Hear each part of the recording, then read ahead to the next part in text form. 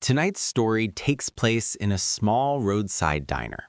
The kind of place where the neon lights flicker, the coffee never stops flowing, and travelers from every corner of America and Australia pass through without remembering a single face. Except one.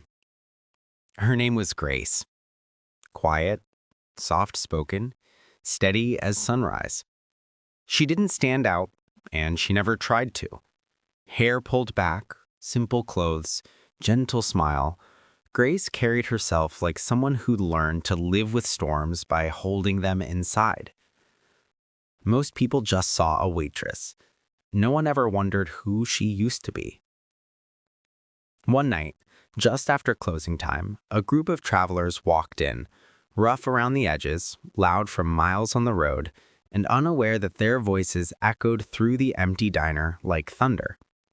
They weren't bad people, just restless, impatient, and far too quick to judge. Grace approached their table with her usual calm.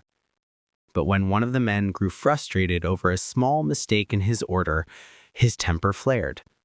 He raised his voice. He mocked her quietness. He called her weak. The diner fell silent. Most people expected Grace to shrink back, to apologize, nod, and disappear into the kitchen. But she didn't.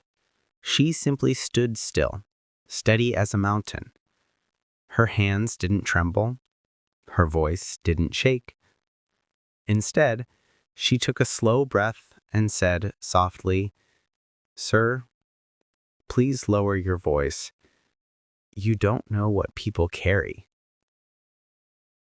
Something in her tone, not loud, not angry, but anchored, stopped everyone. The man froze.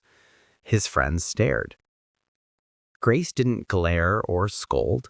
She didn't try to embarrass him. She simply met his eyes with a strength he didn't expect, the kind that didn't need to be proven.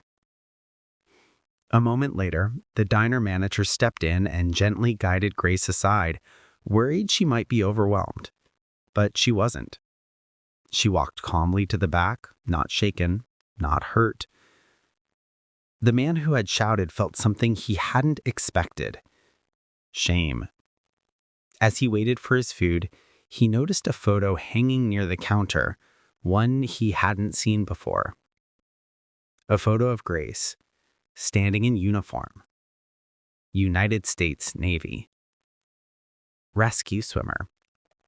A woman who had pulled strangers from stormy oceans.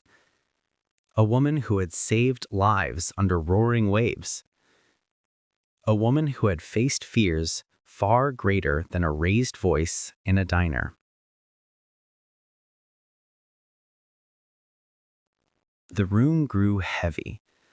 When Grace returned to the table, the man stood up, not with arrogance, but humility.